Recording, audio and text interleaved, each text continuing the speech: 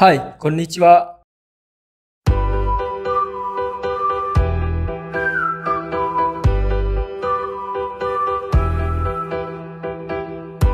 Hai, assalamualaikum warahmatullahi wabarakatuh. Kembali dengan Ojang Story. Dan kali ini Ojang Story mau ngomongin kalian kenapa sih jangan beli emas di online.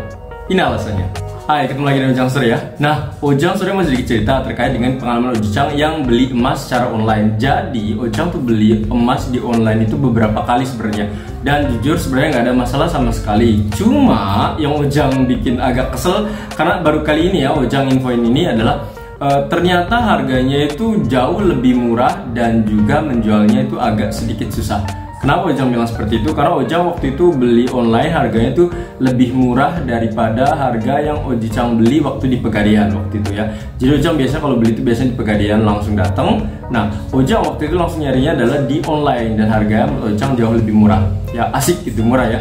Nah, ternyata pas dijual itu jujur Ojang terakhir tuh rugi. Sebenarnya ini banyak hal ya, bukan hanya terkait masalah online-nya saja, tapi memang ingat kalian mungkin sudah tahu ya terkait dengan risiko membeli emas itu seperti apa ketika istilahnya mungkin 1 tahun 2 tahun itu bisa jadi tidak menguntungkan dan lain-lain ya seperti itu. Jadi kalian pikirkan baik-baik, ini hanya cerita Ojang saja karena kalau dibilang masalah untung juga kebetulan Ojang cerita yang nggak enaknya dulu ya.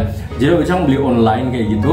Nah, Ojang pas beli itu harganya sekitar kalau nggak salah tuh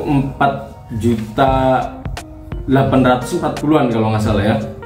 Nah, itu untuk 5 gram. Nah, pas dijual, tahu pas dijual berapa? Itu jadinya pas dijual itu 475 jadinya ya. Jadi malahan Ojang rugi sekitar 90.000. Nah, itu kan Ojang rugi 90.000 tuh banyak gak ya menurut Ojang sih? Ya lumayan banyak juga ya segitu gitu ya. Karena maunya pengennya sih untung, tapi ternyata memang nggak bisa.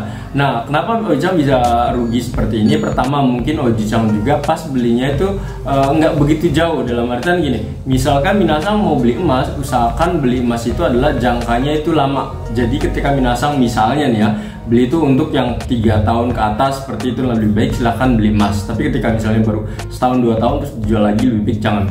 Nah, kebetulan Ojang lagi ada keperluan seperti itu akhirnya ngejual, dan kalau nggak salah tuh emasnya kurang lebih mungkin kurang dari setahun 2 tahunan kali ya. Akhirnya Ojang rugi seperti itu. Nah, kenapa Ojang bisa rugi juga? Pertama adalah ini, Ojang belinya itu online.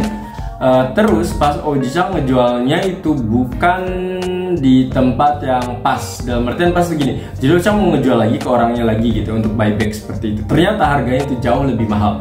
Jauh lebih murah ya, jauh lebih murah. Terus juga dia katanya silakan nanti jualnya di misalnya di e-commerce kayak gitu, nanti mereka akan membeli. Nah, tapi harganya disepakatin dulu. Harganya itu jauh lebih murah jadinya, jauh lebih viral.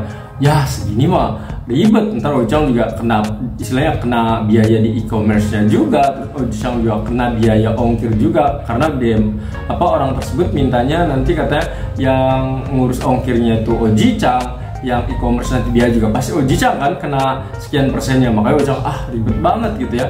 Akhirnya Ojang datang ke Pegadaian. Nah, pas ke Pegadaian nggak diterima. Benar nggak diterima, dan Ojang kesel banget waktu itu.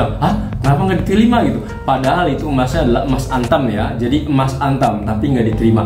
Kata mereka mungkin itu ya polisi mereka ya. Akhirnya Ojang bilang oke deh kalau misalnya kayak gitu. Nah, Ojang nanya nanti ngejualnya gimana nih? Nah, kata mereka silakan untuk menjualnya di toko emas terdekat saja. Nah, karena Ojang juga nggak tahu ya harga pasarannya gimana dan ribet lagi gitu. Harus dipikir aduh gimana nih kayak gini, tiba-tiba ada security yang baik banget.